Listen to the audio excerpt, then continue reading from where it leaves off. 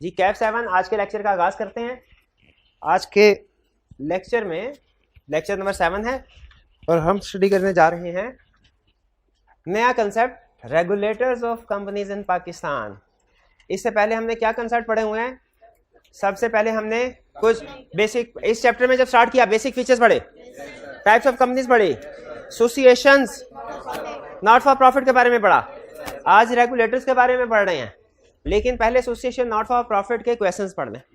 Type of companies में थी ना एसोसिएशन नॉट फॉर प्रॉफिट, इसीलिए तो उसको डिटेल में स्टडी किया। तो उसके पास पेपर के क्वेश्चंस करें, प्रैक्टिस क्वेश्चन लीजिए। पहला question, Alfalah associates is an association of persons.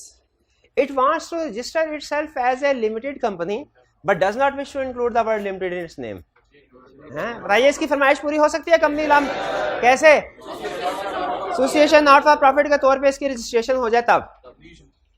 In view of the provisions of Company Act 2017, you are required to explain the conditions that need to be satisfied before the Commission may issue it a license and allow it to dispense with the word limited from its name.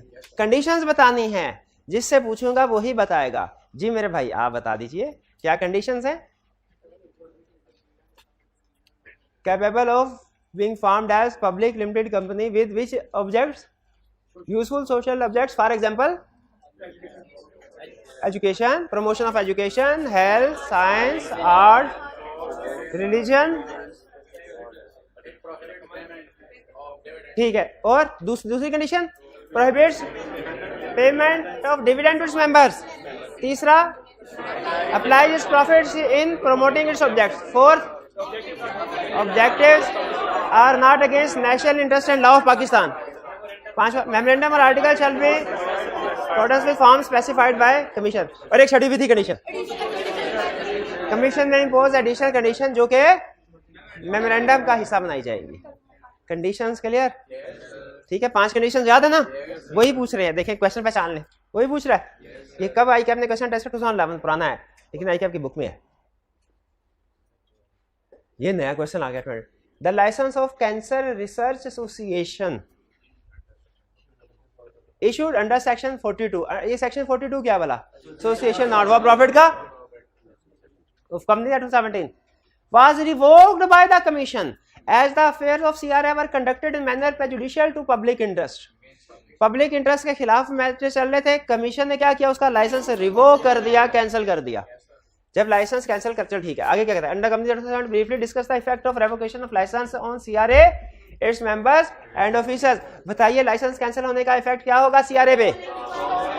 CRA ने क्या करना? अब stop operation, stop receiving donation, recovery कर सकती है। एक minute हरिए, कितने दिन के अंदर अंदर एसेट्स ट्रांसफर करते हैं similar company? Within 90 days of revocation of licence.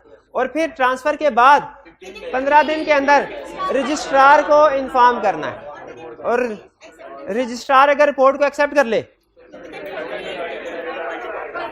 With in 30 days winding up proceeding start करनी।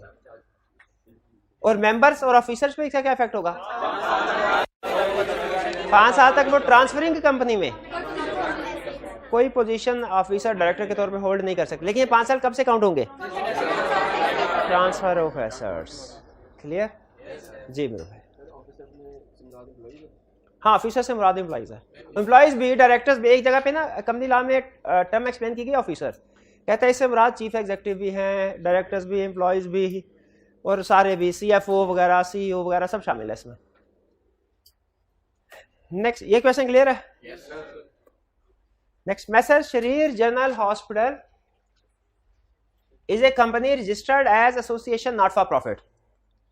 Commission revoked SGH license on 13 January 2020 and ordered transfer of all its assets by 12th April 2020.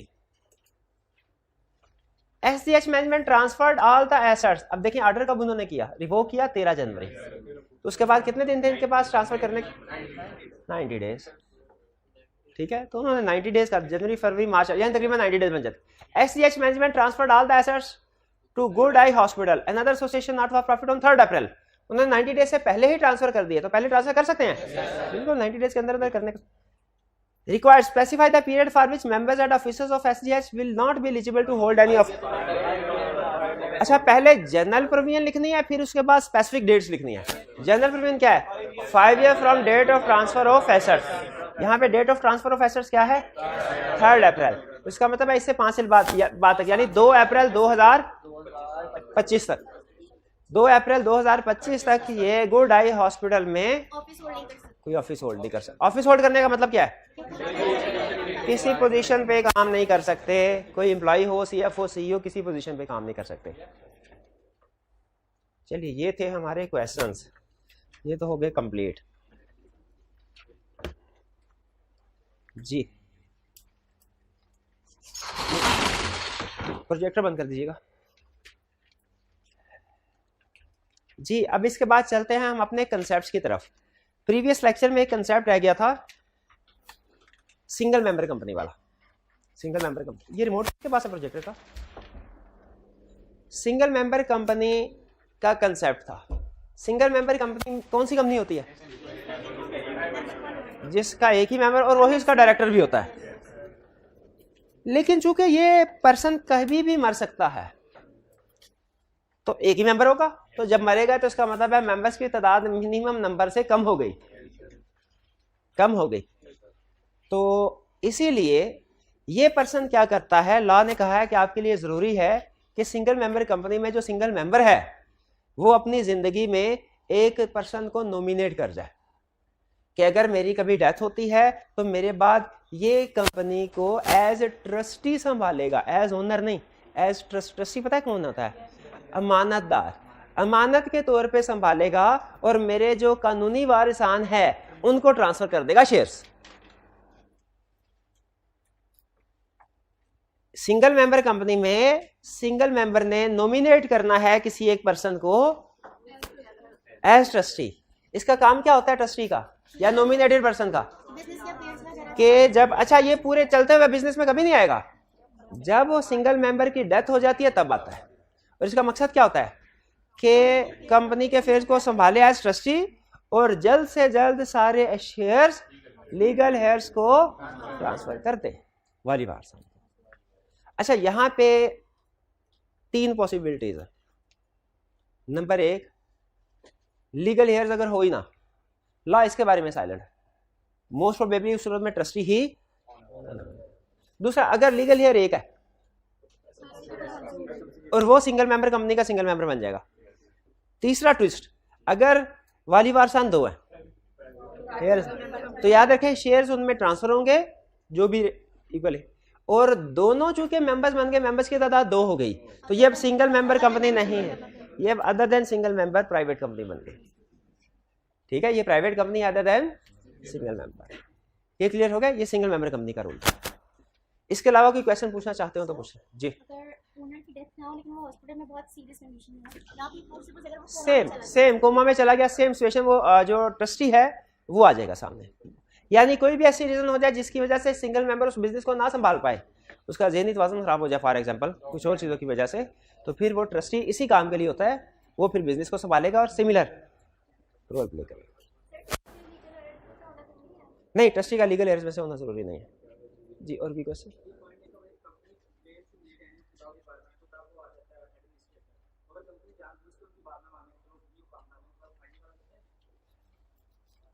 Commission ने ये लिखा हुआ है कि अगर company उन conditions की वायलेशन करती है जिनके मुताबिक उसे एसोसिएशन फॉर प्रॉफिट का लाइसेंस दिया गया है, तो उससे अपने वाइंडिंग आपके प्रोसीजर वगैरह दूसरी चीज स्टार्ट करनी है। और नीचे एक लाइन लिखी हुई है, अगर एसोसिएशन नॉट फॉर प्रॉफिट ये काम नहीं करती, उसके मेंबर्स डायरेक्टर खुद से ये काम नहीं करते, तो फिर कमीशन के पास पावर है कि वो अपना कोई एडमिनिस्ट्रेटर अपॉइंट करेगा और वो कंपनी के ये सारे मामला जो सारी उसने काम करने हैं वो करेगा।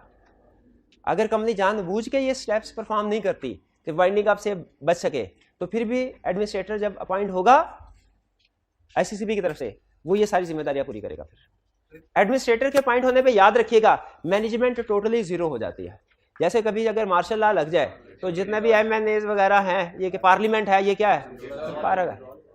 ठीक है, तो उसी तरह ये अगर एसईसी पे एडमिनिस्ट्रेटर अपॉइंट कर ले तो कंपनी के अंदर जितने भी ऑफिसर डायरेक्टर्स वगैरह ये क्या है, पार्क। अब सिर्फ उस एडमिनिस्ट्रेटर की ही बात चलेगी।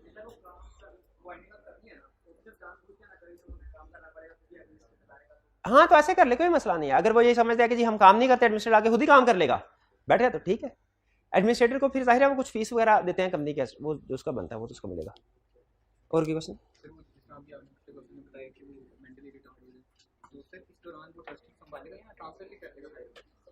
देखिए वो लीगल इम्प्लीकेशंस हैं, उनके बारे में मुझे कुछ ज़्यादा नहीं पता कि एग्जैक्ट, अगर फ़र्ज़ कीजिए इनका क्वेश्चन ये है कि अगर ट्रस्टी जो ओनर है वो फ़र्ज़ कीजिए वो अनसाउंड माइंड का हो जाता है, तो क्या ट्रस्टी उसके बिजनेस को संभालेगा या उसको आगे ट्रांसफ़र कर देगा? देखिए ये लीगल कंसेप्ट है डिटेल के, कंपनीज एक्ट में इसके बारे में कुछ नहीं लिखा हुआ, ठीक है। मे भी किसी दूसरे लॉ में लिखा हो उसमें कि किसी खास सिचुएशन में वो सिर्फ बिजनेस को संभालेगा, आगे ट्रांसफर नहीं करेगा, लेकिन जब चांसेस बिल्कुल खत्म हो उसके ठीक होने के, फिर शायद उसे ट्रांसफर करने की भी इजाजत मिल जाती हो, वो कंपनी लॉ में नहीं लिखा जाए। ट्रस्टी, हाँ जी, क्या ट्रस्टी एक से ज्यादा हो सकते हैं? नॉर्मली एक ही होता है, लेकिन मेरा ख्याल है शायद हो सकते हैं, मेरा ख्याल एक ही होता है, नॉर्मली एक ही होता है। मैंने जितनी भी केस स्टडीज पढ़ी, एग्जाम्पल्स पढ़ी, उनमें एक ही ट्रस्टी है। और कोई क्वेश्चन?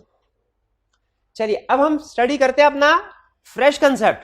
फ्रेश कंसेप्ट क्या है? देखिए अभी तक हमने क्या पढ़ा, हमने बेसिक कंसेप्ट पढ़े, टाइप्स ऑफ कंपनी पढ़ी, और एक टाइप ऑफ कंपनी को डिटेल में स्टडी किया। तो बेसिकली अगर देखा जाए तो हमें सिर्फ बेसिक कंसेप्ट्स ऑफ कंपनी अभी तक पढ़े हैं, टाइप्स ऑफ कंपनीज पढ़े हैं। अब हम जरा कंपनी का देखते हैं कि ये जो कंपनी है ये किसके इशारों पे चलेगी, ये किसके कहने पे चलेगी, इस पे कौन लोग हुक्मरानी करेंगे, किस किस का ऑर्डर, किस किस का हुक्म इसके ऊपर चलेगा। इनको कहते हैं रेगुलेटर्स। रेगुलेटर्स कौन सा है? जिनका हुक्म कंपनी पे चलता है, रेगुलेटर्स। ये रेगुलेटर्स है दो तरह के, पहले आपको ओवरव्यू दे दो फिर डिटेल में पढ़ेंगे। रेगुलेटर, ये गौर से सुनिएगा ये कंसेप्ट, रेगुलेटर्स है दो तरह के। किसके रेगुलेटर्स? कंपनी के। एक है एक्सटर्नल रेगुलेटर्स, एक्सटर्नल यानी बाहर की पार्टीज, और इंटरनल।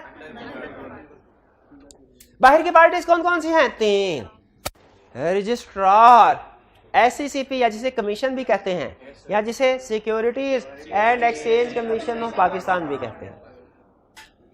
रजिस्ट्रार, कमीशन और कोर्ट, हाई कोर्ट। कोर्ट के अगर कमीशन के साथ मामला गड़बड़ हो, तय ना पाए, तो कोर्ट में जा सकते हैं, कोर्ट वाले कुछ ना कुछ फैसला कर देंगे। तीन parties external, registrar, SECP, court, ठीक है। अभी हमें नहीं पता रजिस्ट्रार कौन है, क्या करता है, कमीशन कौन है, क्या करता है, कोर्ट कौन है, क्या, अभी नहीं पता, लेकिन हमें इतना पता चल गया है ये पार्टीज होते हैं। इंटरनल पार्टीज, इनको थोड़ा डिटेल में स्टडी करवाता हूं क्योंकि एक्सटर्नल थोड़ी देर बाद पढ़ना है। कंपनी के अंदर कौन सी पार्टीज है जो कंपनी को कंट्रोल करती हैं? तो एक है मेंबर, एक है डायरेक्टर्स। ये है मालिकान, ये जो उनको रन करना है, एम्प्लॉइज, मैनेज करने वाले, ठीक है। बाज़ औक़ात मेंबर्स ही डायरेक्टर भी हो सकते हैं। बहरहाल हम इनको सेपरेट पढ़ रहे हैं, मेंबर्स, डायरेक्टर। ये दो अथॉरिटीज हैं जो with in the company company को मैनेज करते हैं। मेंबर्स कंपनी को कैसे चलाते हैं? कंपनी के बारे में फैसले करते हैं। फैसले कहाँ करते हैं? अपनी मीटिंग्स में। मेंबर्स की मीटिंग्स को क्या कहा जाता है? जनरल मीटिंग, ये ज़हन में रखें। मेंबर्स की मीटिंग्स को क्या कहा जाता है? General meeting, GNERAL, general meeting. General meeting का मतलब शेयर होल्डर्स या मेंबर्स की मीटिंग। शेयर होल्डर्स की मीटिंग होगी, उसमें कुछ फैसले भी होंगे, जाहिर है, और वो फैसले कंपनी के बारे में होंगे। ये फैसले दो तरह के हो सकते हैं। कुछ फैसले ऐसे हैं जो सिंपल मेजोरिटी से किए जाते हैं, कुछ फैसले ऐसे हैं जो 3/4 मेजोरिटी से किए जाते हैं। मेंबर्स की मीटिंग को क्या कहते हैं? जनरल मीटिंग में जो फैसले होते हैं वो कितनी तरह के हैं? दो तरह के। कुछ फैसले सिंपल मेजोरिटी से किए जाते हैं, यानी 50% से ज्यादा मेजोरिटी से, और कुछ फैसले हैं 3/4 मेजोरिटी से किए जाते हैं। जो फैसले सिंपल मेजोरिटी से किए जाते हैं उन्हें कहते हैं ऑर्डिनरी रेजोल्यूशन, और जो 3/4 मेजोरिटी से किए जाए स्पेशल रेजोल्यूशन। रेजोल्यूशन का मतलब होता है डिसीजन। आम जुबान में हम जिसे डिसीजन कहते हैं ना, उसे लॉ की लैंग्वेज में रेजोल्यूशन कहते हैं। तो ऑर्डिनरी रेजोल्यूशन से मुराद ऐसा डिसीजन जो सिंपल मेजोरिटी की बेस पे हुआ है, और स्पेशल रेजोल्यूशन से मुराद 3/4। अगर आपने इससे पहले बिजनेस लॉ में पार्टनरशिप का टॉपिक पढ़ा हो तो आपको याद होगा पार्टनरशिप में अक्सर फैसले मेजोरिटी की बेस पे होते थे, लेकिन कुछ फैसले ऐसे होते थे जो ऑल पार्टनर्स की कंसेंट से होते थे। उसी तरह कंपनी के केस में अक्सर फैसले, जो कई फैसले वो ऑर्डिनरी रेजोल्यूशन की बेस पे होंगे, सिंपल मेजोरिटी की बेस पे, लेकिन कुछ फैसले ऐसे हैं जो 3/4 मेजोरिटी की बेस पे होंगे। जो फैसले सिंपल मेजोरिटी की बेस पे होते हैं उन्हें क्या कहते हैं? और जो 3/4 मेजोरिटी से, फर्ज कीजिए लॉ ने एक मैटर में ये कहा हुआ है कि अगर डिविडेंड अप्रूव करना है तो सिंपल मेजोरिटी से ऑर्डिनरी रेजोल्यूशन रिक्वायर्ड है। तो 100 अगर टोटल मेंबर्स है, कितने अप्रूव करें? 50 नहीं, 51। और अगर स्पेशल रेजोल्यूशन चाहिए 75 मेंबर्स का एग्री होना जरूरी है। तो ये है ऑर्डिनरी रेजोल्यूशन। और रेजोल्यूशन का मतलब क्या? डिसीजन जो कहाँ होगा? जनरल मीटिंग में। ठीक है। अच्छा, इसमें आगे चल के हम स्टडी करेंगे प्रेजेंट मेंबर्स के सिंपल मेजोरिटी रिक्वायर्ड है। ये हर present, in person, in proxy ये लिखा हुआ है, लेकिन इसको हम आगे फर्दर बाद में स्टडी करेंगे। आप फिलहाल इसको याद कर लीजिएगा कि present, in person, through proxy और पोस्टल बैलेट। हाँ, वीडियो लिंक से। स्पेशल रेजोल्यूशन के लिए लाजमी है 21 दिन का नोटिस दिया जाए। वैसे नॉर्मली ऑर्डिनरी रेजोल्यूशन जिन मीटिंग में पास होती है उनका भी 21 डेज का नोटिस ही होता है, लेकिन उसे खास तौर पे स्पेशल रेजोल्यूशन में इसको मेंशन किया है। कुछ समझ आई? कंपनी के अंदर एक्सटर्नल रेगुलेटर कितने हैं? 3। कौन कौन से? Registrar, commission, court. इंटरनल कितने हैं? 2। कौन कौन से? मेंबर और डायरेक्टर। मेंबर्स ओनर है। मेंबर जो कंपनी के बारे में फैसले करेंगे कहाँ करेंगे? जनरल मीटिंग में। जो जनरल मीटिंग होगी इसमें जो रेजोल्यूशंस पास होती हैं, यानी जो डिसीजंस किए जाते हैं, वो 2 बेसिस पे। कुछ मामलात के ऊपर लॉ कहता है ऑर्डिनरी रेजोल्यूशन पास होगी, कुछ मामलात के ऊपर लॉ कहता है स्पेशल रेजोल्यूशन पास होगी। अब किन में ऑर्डिनरी, किन में स्पेशल रेजोल्यूशन, ये लॉ की मर्जी है, उसने बताया हुआ है। कंपनी की अपनी मर्जी नहीं होती। और ऑर्डिनरी रेजोल्यूशन पास करना निस्बतन आसान है स्पेशल रेजोल्यूशन की निस्बत। क्यों? ऑर्डिनरी रेजोल्यूशन के लिए सिंपल मेजोरिटी चाहिए, स्पेशल रेजोल्यूशन के 3/4 majority with 21 days notice.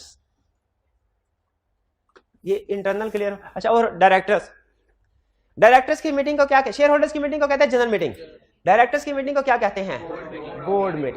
Board meeting या बीओडी मीटिंग भी कह सकते हैं, या डायरेक्टर्स मीटिंग भी कह सकते हैं, लेकिन नॉर्मली क्या कहते हैं? Board meeting.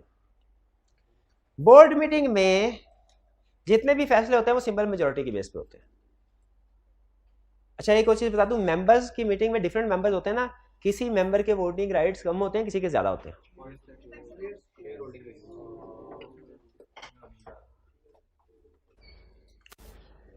तो मेंबर्स की मीटिंग में जो मेंबर्स होते हैं इनकी वोटिंग पावर्स कम या ज्यादा हो सकती है, किसी की कम किसी की ज्यादा, डिपेंड करता है शेयर होल्डिंग कितनी है।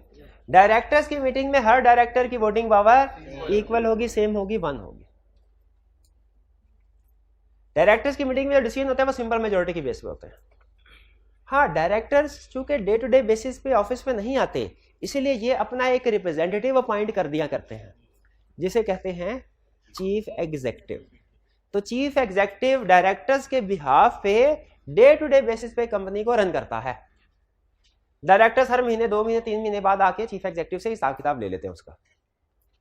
तो बताइए, डायरेक्टर्स ऊपर पोजीशन पे है या चीफ एग्जीक्यूटिव? बताइए, आगे चल के एक टॉपिक हम स्टडी करेंगे, removal of director and chief executive. बताइए, क्या डायरेक्टर चीफ एग्जीक्यूटिव को रिमूव कर सकते हैं? क्या चीफ एग्जीक्यूटिव डायरेक्टर को रिमूव कर सकता है? क्या डायरेक्टर दूसरे डायरेक्टर को रिमूव कर सकता है? चीफ एग्जीक्यूटिव को कौन रिमूव कर सकता है? डायरेक्टर्स को कौन रिमूव कर सकता है? मेंबर। शाबाश। मेंबर्स को कौन कर? कोई नहीं, वो शेयर होल्डिंग। इंटरनल क्लियर हो गया। अब आते हैं एक्सटर्नल की तरफ। कितनी अथॉरिटीज हैं? कौन कौन सी? And court. अब हम स्टडी करेंगे रजिस्ट्रार की पावर एंड ड्यूटीज क्या है, फंक्शंस क्या है, कमीशन के पावर एंड ड्यूटीज फंक्शंस क्या है, और कोर्ट की power and duties and functions क्या है। 3, रजिस्ट्रार, कमीशन, ऐसे।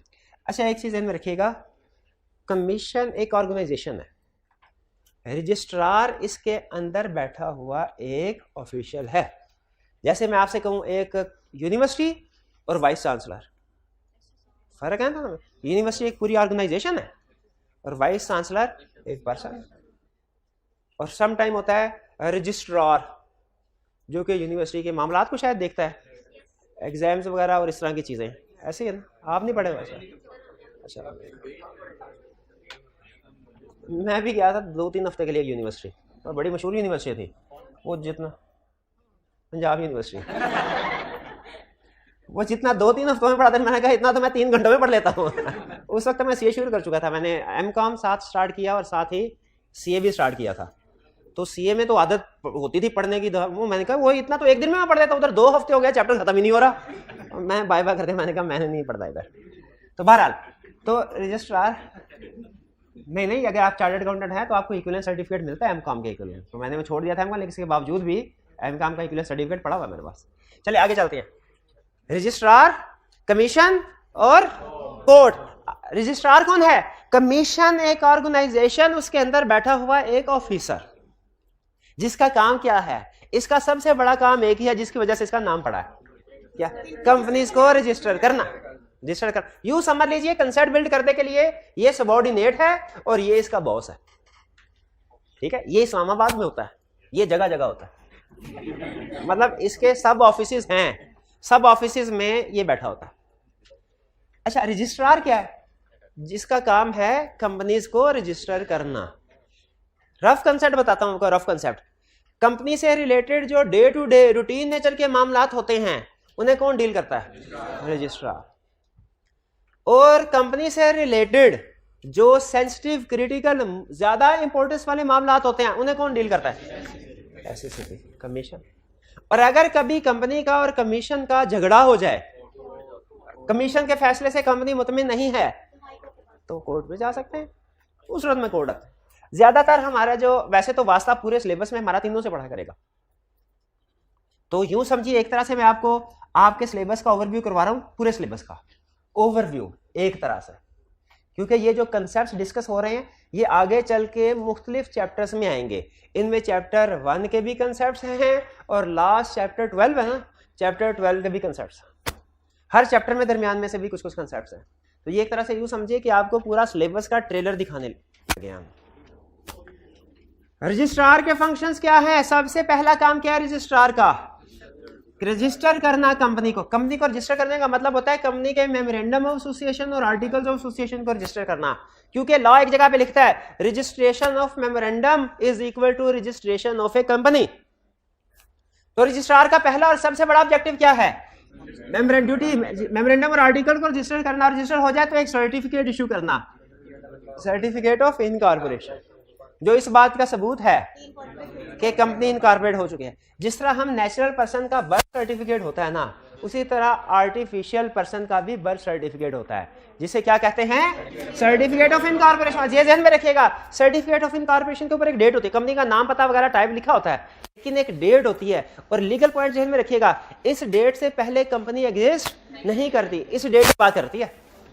एक जगह पे उसने कहा कि कंपनी ने अपना सर्टिफिकेट ऑफ इनकॉर्पोरेशन मिला उसको 20 तारीख को, उससे पहले कुछ लीगल मामलात में वकीलों से हेल्प ली गई थी, उनकी फीस अदा नहीं की गई, क्या कंपनी लायबल है वो फीस अदा करने के लिए?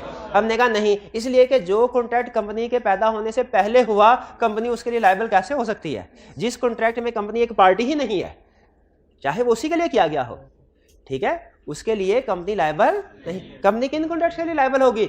जो इसकी इनकॉर्पोरेशन के बाद उसके नाम से किए गए हों। तो रजिस्ट्रार का सबसे पहला, सबसे बड़ा ड्यूटी क्या है? मेमोरेंडम और आर्टिकल रजिस्टर करना और सर्टिफिकेट ऑफ इनकॉर्पोरेशन इशू करना। दूसरा, कंपनी का नाम रखना है। अच्छा, किसी नेचुरल पर्सन का नाम रखना हो, किसी से अप्रूवल लेने की जरूरत होती है, जो भी आपका दिल करे शुभ सा नाम रख लीजिए। लेकिन कंपनी का, अच्छा नेचुरल पर्सन में अगर एक बंदे ने नाम रखा है, क्या दूसरा नाम रख सकता है कोई दूसरा? बिल्कुल रख सकते हैं, कोई पाबंद। एक एक नाम के कई कई लोग होते हैं, ठीक है, ये भी शबीर है, ये भी शबीर है, ये भी शबीर है, ये भी शबीर है, चारों शबीर हो सकता है, बैठे हो, कोई प्रॉब्लम ही नहीं है। लेकिन कंपनी में असूल है क्या? एक नाम की कंपनी अगर रजिस्टर हो गई, उस नाम की दूसरी कंपनी रजिस्टर नहीं हो सकती, पाकिस्तान नहीं हो सकते। तो इसका मतलब है जो भी कंपनी का नाम रखना हो, किसी ना किसी को पहले अप्रूव करना चाहिए। वो कौन अप्रूव करता है? ये बिल्कुल ऐसा ही है कि अगर किसी का एक दफा हॉटमेल अकाउंट, जीमेल अकाउंट किसी ने रजिस्टर करवा लिया, उसी एड्रेस का और रजिस्टर नहीं हो सकता। उसी तरह ये भी, तो रजिस्ट्रार की दूसरा जिम्मेदारी ये है कि नाम अप्रूव करने हैं कंपनीज के। कंपनी जो भी नाम, असल में कंपनीज पता क्या करती हैं, वो मेमोरेंडम और आर्टिकल्स बाद में लेके जाती हैं, पहले रजिस्ट्रार को उसे कहती है हमें नाम प्रूव कर दो। ये ना हो मेमोरेंडम और आर्टिकल लेके जाए, इसमें मेमोरेंडम और आर्टिकल में नाम भी लिखा होता है और बाद में पता चले नाम ऑलरेडी रजिस्टर्ड है तो हमें सारे डॉक्यूमेंट दोबारा प्रिंट करवाने पड़े। तो बेहतर है पहले नाम रिजर्व करवा लो, अप्रूव करवा लो, उसके बाद। अच्छा मुझे बताइए, कंपनी का नाम रिजर्व करवाना है, कंपनी का नाम अप्रूव करवाना है, कौन करेगा? रजिस्ट्रार। कैसा हो सकता है रजिस्ट्रार गलती से गलत नाम अप्रूव कर दे? तो अगर उसे गलती हो गई तो क्या वो रेक्टिफाइंग एंट्री भी पास कर सकता है? रेक्टिफिकेशन भी कर सकता है? यस कर सकता है। तो ये भी इसकी ड्यूटी में शामिल है, नाम अप्रूव करना, और अगर कभी कोई गलत नाम अप्रूव हो जाए रेक्टिफाई करना। अच्छा अब कंसेप्ट मैं आपको नहीं बता रहा, एडवांस कंसेप्ट है लेकिन आपके मुंह से सुनना चाह रहा हूं। अगर नाम गलत रजिस्टर हो गया, रजिस्ट्रार नाम रेक्टिफाई करना चाहता है, कंपनी चाहती है ना हो, तो नाम होगा कि नहीं होगा? नाम रेक्टिफाई होगा, रजिस्ट्रार के पास अथॉरिटी है।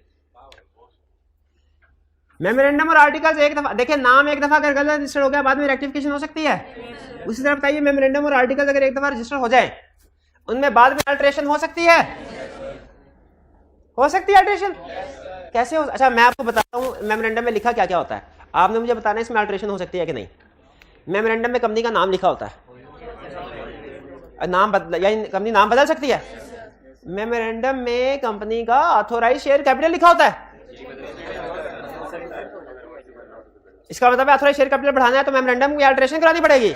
अच्छा सोचते थे। और मेमोरेंडम में लायबिलिटी लिखी होती है, लायबिलिटी ऑफ मेंबर्स लिखी होती है, ये भी चेंज हो सकती है, चेंज करवानी होगी तो। और मेमोरेंडम में लिखा होता है कंपनी का रजिस्टर्ड ऑफिस कहाँ होगा, चेंज करवाना होगा तो जाना पड़ेगा। अच्छा आर्टिकल्स में लिखा होता है शेयर होल्डर के राइट्स, वो नहीं चेंज हो सकते, वो भी हो सकते हैं, वो भी चेंज हो सकते हैं, हर चीज चेंज हो सकती है, सब बदल सकता है, सब माया है, सब बदल सकता है। कल इधर कोई और बंदा बैठा था, आज कोई और बैठा हुआ है, बदल गया है, वजीर आज़म बदल गया है, सब बदल सकता है, ये ध्यान में रखिएगा। तो शेयर होल्डर के राइट्स बदल सकते हैं, बिल्कुल बदल सकते हैं। अच्छा आर्टिकल्स के अंदर 3 बातें लिखी होती है, क्या? Limits the number of members to 50, restricts the right to transfer its share, prohibits invitation to general public to subscribe for shares. ये आर्टिकल्स में 3 कंडीशन लिखी होती हैं, क्या ये रिमूव हो सकती हैं? अभी कलप के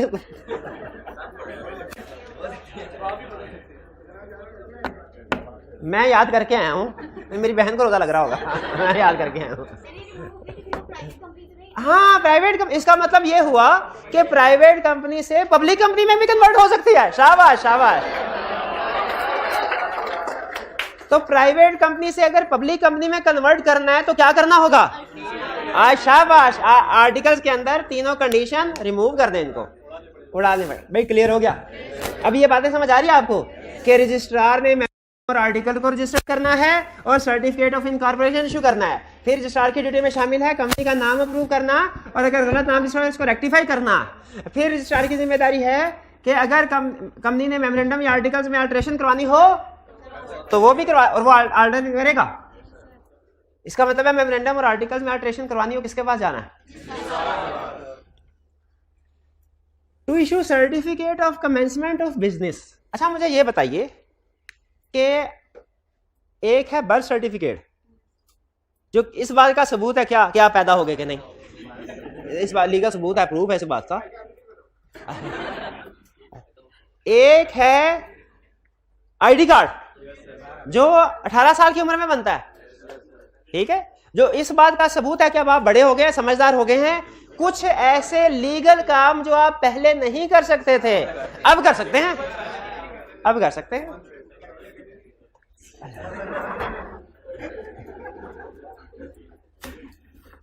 उसी तरह एक कंपनी के भी 2 सर्टिफिकेट होते हैं, एक है सर्टिफिकेट ऑफ इनकॉर्पोरेशन, एक है certificate of commencement of business. Certificate of incorporation है बर्थ सर्टिफिकेट की तरह, बर्थ सर्टिफिकेट की तरह। यह इस बात का प्रूफ है कि कंपनी इनकॉर्पोरेट हो गई है, इन एग्जिस्टेंस हो गई है, लेकिन इनकॉर्पोरेशन के बाद कुछ समय तक कंपनी के ऊपर पाबंदी है, ये कुछ काम कर सकती है, कुछ काम नहीं कर सकती, जब तक के certificate of commencement of business ना हासिल कर ले। जब company certificate of commencement of business हासिल कर लेगी, उसके बाद सारे लीगल काम कर सकती है। यानी सर्टिफिकेट ऑफ इनकॉर्पोरेशन के बाद और certificate of commencement of business से पहले कुछ लीगल काम कंपनी कर सकती है और कुछ लीगल काम कंपनी नहीं कर सकती, लेकिन certificate of commencement of business के बाद कंपनी हर लीगल काम कर सकती है। तो सर्टिफिकेट ऑफ इनकॉर्पोरेशन और certificate of commencement of business फर्क समझ आया? फर्क समझ आया तो मुझे बताइए, पहले कौन सी डॉक्यूमेंट बनती है? सर्टिफिकेट ऑफ, और बाद में सर्टिफिकेट ऑफ कमेंसमेंट। शाबाश। तो फिर मुझे बताइए, रजिस्ट्रार ने तो करना होता है सर्टिफिकेट ऑफ इनकॉर्पोरेशन, तो कमीशन ने क्या इशू करना होता है? कमीशन गलत है, और कमीशन ऑफ बिजनेस रजिस्ट्रार ने शुरू करना होता है। यार ऐसे ना करें, रजिस्ट्रार के नीचे पढ़ा रहा हूँ कमीशन। ये गलती आप पेपर में करते हैं। जो रजिस्ट्रार के करने वाला काम होता है वो कमीशन से करवा लेते हैं, और जो कमीशन से करवाने वाला काम होता है वो रजिस्ट्रार से करवा लेते हैं। तो ये नहीं करना। To receive various notice or document, company और रजिस्ट्रार के साथ रूटीन नेचर की कम्युनिकेशन होती है। जैसे कंपनी के लिए जरूरी है क्या कि जब कभी मीटिंग का नोटिस शेयर होल्डर्स को भेजे, रजिस्ट्रार को भी भेज दे। कंपनी के लिए जरूरी है क्या जब कभी फाइनेंशियल स्टेटमेंट शेयर होल्डर्स को भेजे तो रजिस्ट्रार को भी भेज दे। ठीक है, ये रूटीन नेचर के मामला जो हैं ये कंपनी और रजिस्ट्रार के दौरान में चलते रहते हैं। जैसे कंपनी के ऊपर लाजिम है कि जब कभी स्पेशल रेजोल्यूशन पास करे तो उसकी कॉपी रजिस्ट्रार को भी, रूटीन नेचर के मामला। तो रूटीन लाइफ में रजिस्ट्रार और कंपनी के दौरान वेरियस डॉक्यूमेंट्स और नोटिस शेयर होते रहते हैं।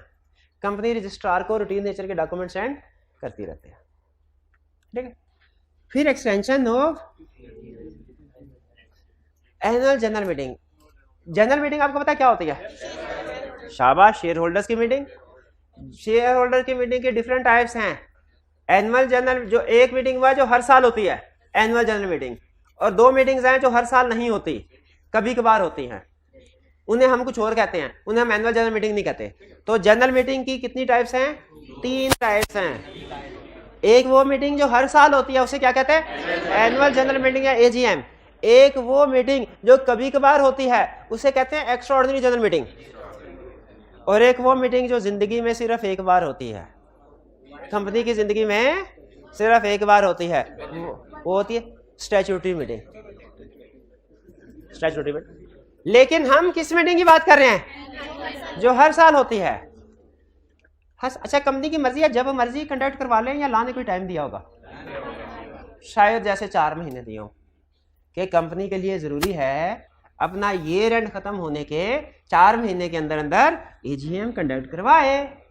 कंपनी के लिए जरूरी है कि अपना ईयर एंड खत्म होने के 4 महीने के अंदर अंदर, ईयर एंड क्या होता है? जैसे 30 जून है या 31 दिसंबर है, आसानी के लिए हम 31 दिसंबर के एग्जांपल लेके चला करेंगे पूरे सिलेबस में। कंपनी का ईयर एंड 31 दिसंबर है, इसका मतलब है इसने 4 महीने या 120 दिन कर लें। कितने? जनवरी, फरवरी, मार्च, अप्रैल, कोई 28 अप्रैल के आसपास, 28 अप्रैल के आसपास एजीएम, यानी इस 28 अप्रैल तक एजीएम कंडक्ट। लेकिन अगर कभी प्रॉब्लम हो, लोड शेडिंग वगैरह ज्यादा हो जाए और एजीएम कंडक्ट ना हो पाए 28 अप्रैल तक, अब एक्सटेंशन चाहिए, क्या एक्सटेंशन हो सकती है? कौन करेगा? लेकिन इसके आगे क्या लिखा हुआ है? मतलब अनलिस्टेड कंपनी की एजीएम में एक्सटेंशन चाहिए तो वो करेगा रजिस्ट्रार, और अगर लिस्टेड की चाहिए तो देखते हैं एससीसीबी में लिखा हुआ कि नहीं लिखा हुआ। 6, हाँ, extension of AGM listed company. Unlisted इधर, लिस्टेड उधर। अब एग्जाम में लिस्टेड पूछेगा, आप कहेंगे रजिस्ट्रार के पास जाओ एक्सटेंशन लेने के लिए। अनलिस्टेड पूछेगा, आप कहेंगे कमीशन के पास जाओ। कहेंगे ना? कहेंगे, आप कहेंगे। To call officer for information and explanation. अगर रजिस्ट्रार को इतला मिले कि कोई मनी लॉन्ड्रिंग हो रही है, तो जैसे एफआईए वगैरह एजेंसी के पास अथॉरिटी होती है ना, दफ्तर पे छापा मार लेते हैं। ठीक है, दफ्तर पे छापा मार लेते, ऑफिसर से इन्वेस्टिगेशन करते हैं और ज़रूरत पड़े तो सारा बुक सीज करके साथ ले जाते हैं। यही सारी पावर रजिस्ट्रार के पास भी है।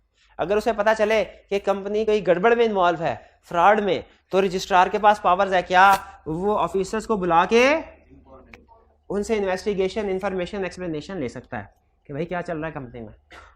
और अगर उसकी तसल्ली ना हो तो वो जाके बुक्स को इंस्पेक्ट भी कर सकता है। इंस्पेक्ट का मतलब है वहीं पड़े पड़े बुक्स को देख ले, सीज का मतलब है अपने कब्जे में कर ले, अपने ऑफिस में ले आए कि उधर जाके डिटेल में देखूंगा।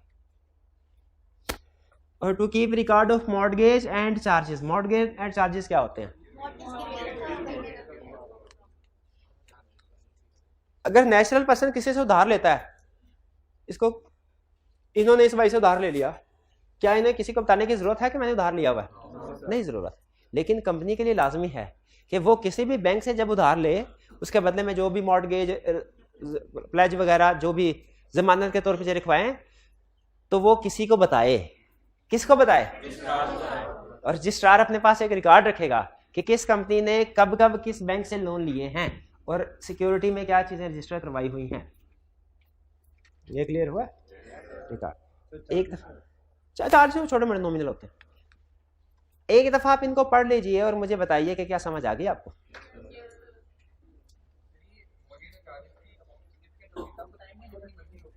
नहीं, मॉर्टगेज एंड चार्जेस की जितनी अमाउंट हुई होगी ना, यानी जितनी रजिस्ट्रेशन, जितने का लोन बैंक से लिया होगा, जितने की सिक्योरिटीज रखवाई होंगी, वो बनाए, वो लिखवाएंगे, वो रजिस्टर करवाएंगे। इसके साथ ना आगे चल के हम पढ़ेंगे, वो जो लोन एग्रीमेंट होता है ना बैंक का, उसकी कॉपी लगती है सबूत के तौर पे कि ये जो भी एंट्रियां करवाई जा रही हैं मॉर्टगेज एंड चार्जेस में, ये ठीक है। जी हाँ, ये पावर एक्सरसाइज करने के लिए उसे कमीशन से अप्रूवल की जरूरत पड़ती है, बुक्स को सीज करने के लिए रजिस्ट्रार को। रजिस्ट्रार अभी एक्सेप्शन की तरफ ना जाए, 21 दिन से कम का नोटिस दिया जा सकता है, ये एक्सेप्शन है उसकी। लेकिन अभी फिलहाल आप इतना ध्यान में रखने कि स्पेशल रेजोल्यूशन वो रेजोल्यूशन होती है जो 3/4 मेजोरिटी से पास की जाती है और 21 डेज का नोटिस दिया जाता है। ठीक है, 3/4 मेजोरिटी के आगे जो लिखा है प्रेजेंट, इन पर्सन और प्रॉक्सी और थ्रू पोस्टल बैलेट, ये रटे वाली लाइन है। और फिर जो एक्सेप्शन है ये कि 21 दिन से कम का भी नोटिस दिया जा सकता है प्रोवाइडेड ऑल मेंबर्स एग्री करें, ये भी रटे वाली लाइन है। ठीक है, अभी नहीं समझाना, रटा लगा सकते हैं तो लगा लें, वो अच्छी बात है, रटा लगाने से नहीं रोक रहा, लेकिन अभी इन दोनों पॉइंट्स को समझना नहीं है। एक्सेप्शन वाली बात को कि 21 दिन से कम का नोटिस भी दिया जा सकता है, और दूसरी किस बात को? प्रेजेंट, इन पर्सन और प्रॉक्सी और पोस्टल बैलेट वाली बात को। सिर्फ नंबर पे याद रखें, सिंपल मेजोरिटी है कि 3/4। जी, और कोई क्वेश्चन? क्या इनकॉर्पोरेशन के बाद बिजनेस स्टार्ट नहीं कर सकते? कुछ एक्टिविटीज कर सकते हैं, कुछ नहीं कर सकते। कुछ एक्टिविटीज कर सकते हैं, कुछ नहीं कर सकते, लेकिन certificate of commencement of business के बाद हर एक्टिविटी कर सकते हैं।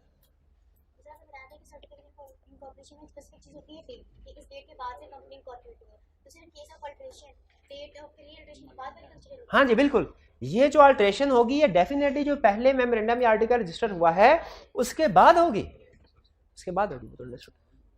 अब आते हैं कमीशन की तरफ। कमीशन का एक हेड ऑफिस है इस्लामाबाद में और 8 रीजनल ऑफिसेज हैं डिफरेंट सिटीज में। एक तो हर प्रोविंस का जो प्रोविंशियल कैपिटल है उसमें है, SCCP का एक तो हेड ऑफिस है इस्लामाबाद में, और फिर रीजनल ऑफिसेज हैं। रीजनल ऑफिस कहाँ कहाँ है? एक कराची है, लाहौर है, पेशावर, क्वेटा, सखर, फैसलाबाद, मुल्तान, और एक शायद इस्लामाबाद में भी रीजनल ऑफिस भी है शायद। हाँ, सखर में भी, सखर बोल दिया, इस्लामाबाद में रीजनल ऑफिस भी है ना, हेड ऑफिस भी है और रीजनल ऑफिस भी है। तो ये इसके ऑफिसेज है। कमीशन ये असल में इसलिए उसने डिफरेंट रीजनल ऑफिसेज बनाए ताकि पाकिस्तान में जिन जिन शहरों में ज़्यादा कंपनीज रजिस्टर होती है ना, वहाँ पे कंपनीज को ये सर्विसेज उनके करीब तरीन जगह पे मिल सके, इसीलिए रीजनल ऑफिस खुलवाए गए। वरना अगर सिर्फ इस्लामाबाद में होता है तो सारी कंपनीज को कम्युनिकेशन के लिए इस्लामाबाद में करना पड़ता। क्या क्या फंक्शन ड्यूटीज हैं? सबसे पहला to register association not for profit. देखिए बाकी की कंपनीज कौन रजिस्टर करवाता है? बाकी की कंपनीज को कौन रजिस्टर करवाता है? लेकिन एसोसिएशन नॉट फॉर प्रॉफिट को, ठीक है, नेम कंपनी का कौन कंफर्म करता है? लेकिन नाम में कुछ अल्फाज ऐसे हैं जो अगर आपने रखने हो ना तो कमीशन से अप्रूवल की जरूरत पड़ती है। फॉर एग्जांपल ऐसा नाम जो गवर्नमेंट के साथ कोई कनेक्शन जोड़ता हो आपका, ठीक है, गवर्नमेंट के साथ, जैसे नेशनल बैंक ऑफ पाकिस्तान नाम से पता चलता है ना आपको कि ये नेशनल, इसका गवर्नमेंट से कोई ताल्लुक है, इसकी इजाजत दी है। लेकिन अगर आप स्टेट बैंक ऑफ पाकिस्तान है, लेकिन अगर आप यूं कहे state steel cement state cement company, state steel company, ओ जी हाँ, तो आर्मी भी गवर्नमेंट की है। तो इसी तरह कुछ नाम, कुछ अल्फाज अगर आप कंपनी के नाम के साथ जोड़ना चाहते हैं, उसके लिए खास नाम कमीशन की जरूरत पड़ेगी। यानी अगर आपने रेगुलर नाम रखना ना अपनी कंपनी का तो डायरेक्ट रजिस्ट्रार के पास जाए, लेकिन अगर आपने कोई स्पेशल नाम रखना है जो गवर्नमेंट के साथ आपका कनेक्शन शो करवाता हो तो फिर कमीशन से पहले अप्रूवल लेंगे, फिर रजिस्ट्रार के पास अप्रूवल लेके जाके कहेंगे अब रजिस्टर कर दो। रजिस्ट्रार अप्रूवल देखेगा तो रजिस्टर कर देगा, पता नहीं। लेकिन ये ध्यान में रखिएगा, ये अप्रूवल हर एक को नहीं मिलती, ये सिर्फ गवर्नमेंट के इदारों को ही मिलती है जो कंपनी के तौर पर रजिस्टर होना चाहते हैं। आप अगर चाहते हैं ना स्टेट बैंक ऑफ पाकिस्तान की तरह कोई इस तरह का नाम रख लें तो नहीं रखा जा सकता, ठीक है। जैसे नॉर्मली वर्ल्ड अथॉरिटी जो होता है ये गवर्नमेंट ऑर्गेनाइजेशन के साथ के नाम के साथ बोला जाता है। आई कि आपने क्वेश्चन में पूछ लिया कि आप एक कंपनी रजिस्टर कराना चाहते हैं कैंसर रिसर्च अथॉरिटी, बताइए कमीशन से अप्रूवल की जरूरत है कि नहीं? जाता है, क्योंकि लफ्ज अथॉरिटी ऐसा नाम है जो कि गवर्नमेंट के साथ कनेक्शन को ये शो करवा रहा है कि जैसे गवर्नमेंट ऑर्गेनाइजेशन है। फिर to confirm change in registered office class of memorandum. अभी मैंने आपको मेमोरेंडम के कुछ एग्जांपल्स बताई कि मेमोरेंडम में क्या क्या लिखा होता है। क्या आपको याद है क्या क्या बातें बताई? Name, share capital, liability, registered office, शाबाश, हाँ जी। तो सारी चेंजेस के लिए मेमोरेंडम के पास जाएंगे, लेकिन जिस तरह नाम का था कि कुछ खास नाम के लिए कमीशन के पास, उसी तरह अगर आपने मेमोरेंडम में बाकी क्लासेस तो ठीक है, लेकिन एक क्लास अगर चेंज करनी है ना रजिस्टर्ड ऑफिस, तो फिर इसके लिए कमीशन से अप्रूवल लेनी पड़ेगी। कमीशन से अप्रूवल लेके फिर वो रजिस्ट्रार के पास जाएंगे और उसे कहेंगे सर अभी रजिस्टर्ड ऑफिस क्लास चेंज कर दे। अच्छा, मेमोरेंडम में बाकी की क्लासेस अगर चेंज करनी है ना उसके लिए कमीशन की अप्रूवल की जरूरत नहीं है, लेकिन रजिस्टर्ड ऑफिस क्लास चेंज करनी है कमीशन की अप्रूवल की जरूरत है। क्लियर हो गया ये? फिर इसके बाद to listen appeal against decision of registrar, registrar के फैसले के खिलाफ कंप्लेन है तो अपील सुनेगा कौन? To approve prospectus for issue, अगर कंपनी ने, अच्छा आपको पता है प्राइवेट कंपनी जनरल पब्लिक को शेयर इशू नहीं कर सकती, पब्लिक कंपनी जनरल पब्लिक को शेयर इशू कर सकती है, लेकिन शेयर इशू करने के लिए उसे स्टॉक एक्सचेंज में रजिस्टर होना पड़ेगा, और वो एक डॉक्यूमेंट इशू करती है प्रॉस्पेक्टस।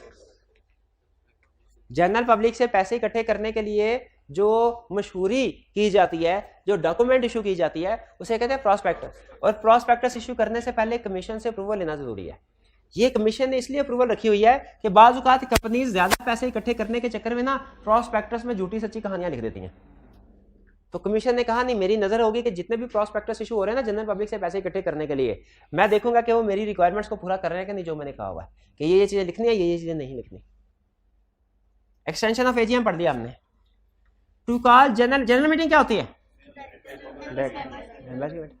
एनुअल जनरल मीटिंग कब होनी चाहिए? स्टैट्यूटरी मीटिंग कब होनी चाहिए? एक्स्ट्राऑर्डिनरी जनरल मीटिंग कब होनी चाहिए? जब जरूरत पड़े, एक्स्ट्राऑर्डिनरी सर्कमस्टेंसेस में।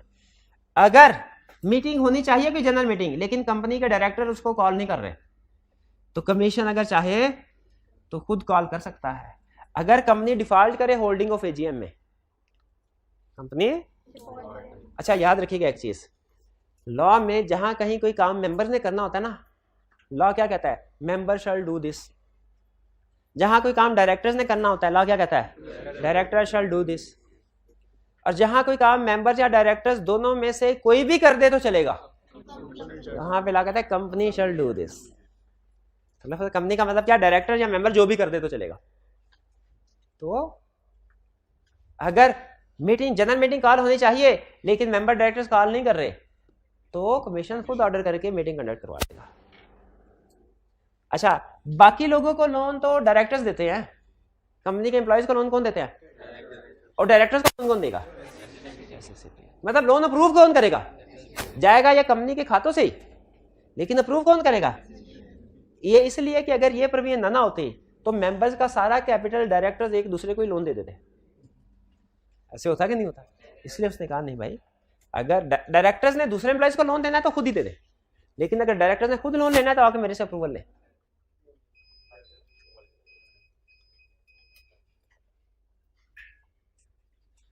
रेडी? चल रहा कैमरा? चल रहा? Okay, approve loan to directors. Clear हो गया जी? अच्छा, इसका मतलब ये हुआ हमने रजिस्ट्रार की पावर पढ़ ली। अब किसकी आगे? कोर्ट की पावर का तो क्या ही कहना, कोर्ट जो चाहे कर सकती है, कोर्ट जो। लेकिन हमारे कंपनी लॉ में, हमारे सिलेबस के अंदर तीन चीजें हैं जो कोर्ट कर सकती है। और भी एक काम है वाइडिंग का पाला, वो भी कोर्ट कर सकती है, वाइडिंग का पाला वो भी कर सकती है। लेकिन मैंने वो एग्जाम्पल नहीं यहाँ पे लिखी, एक खास रीजन की वजह से। ये तीनों एग्जाम्पल मिलते, इनकी सिचुएशन मिलते जुलते हैं। कोर्ट अगर चाहे तो नल एंड वाइड करार दे सकती है कि इलेक्शन को, कौन से इलेक्शन को, जो उनकी मर्जी है। लेकिन हमारे कंपनी ला के सिलेबस की हद तक डायरेक्टर्स के इलेक्शन। कोर्ट चाहे तो नल एंड वाइड करार दे सकती है जिस मर्जी मीटिंग और उसकी प्रोसीडिंग्स को, लेकिन हमारे सिलेबस की हद तक जनरल मीटिंग और इसकी प्रोसीडिंग्स है। ठीक है? हाँ ठीक है। शेयर होल्डर के राइट्स को वेरी किया जा सकता है, बिल्कुल किया जा सकता है। लेकिन अगर कोई शेयर होल्डर नाराज है, ओके, मैंने शेयर होल्डर के राइट्स को वेरी नहीं करना था, तो वो कोर्ट के पास जाए तो कोर्ट क्या कर सकती है? Null and void. किस रेजोल्यूशन को नल एंड वाइड करा दे सकती है? किसी भी रेजोल्यूशन को, किसी भी। लेकिन हमारे सिलेबस की हद तक शेयर होल्डर के राइट्स को वेरी करने की रेजोल्यूशन को नल एंड वाइड करार दे सकती है। वे क्लियर हुआ? ये तीन एग्जांपल्स हैं, रखे कि मैंने खास, हालांकि आगे एक वाइंडिंग अप की एग्जांपल भी है, लेकिन मैंने खास रीजन की वजह से वाइंडिंग अप वाली बात नहीं की। वाइंडिंग अप वाले चैप्टर में भी कोड आता है, लेकिन वो खास नहीं, क्योंकि ये सारे ना मिलते जुलते। ये आपने एक कंसेप्ट याद कर लिया ना तो समझने तीनों याद कर लिया। इसलिए तीनों कि कोर्ट के पास कौन कौन सी पावर्स हैं? इलेक्शन ऑफ, अच्छा ये नहीं याद करना ये 1 2 3, बल्कि पहले ये याद करना है कि इनको नल एंड वाइड करार दिया जा सकता है, 1 इसको, 2 इसको, 3 इसको। क्लियर हो गया? अच्छा, ये था हमारा लर्निंग ऑब्जेक्टिव 3। इसके एंड में देखिए लर्निंग क्वेश्चंस हैं, क्वेश्चन आप, चलिए क्वेश्चन आया तो ये आपकी होम असाइनमेंट है आज के। ठीक है जी, चलिए आज का लेक्चर यहाँ पे खत्म करते हैं हम। अल्लाह हाफिज।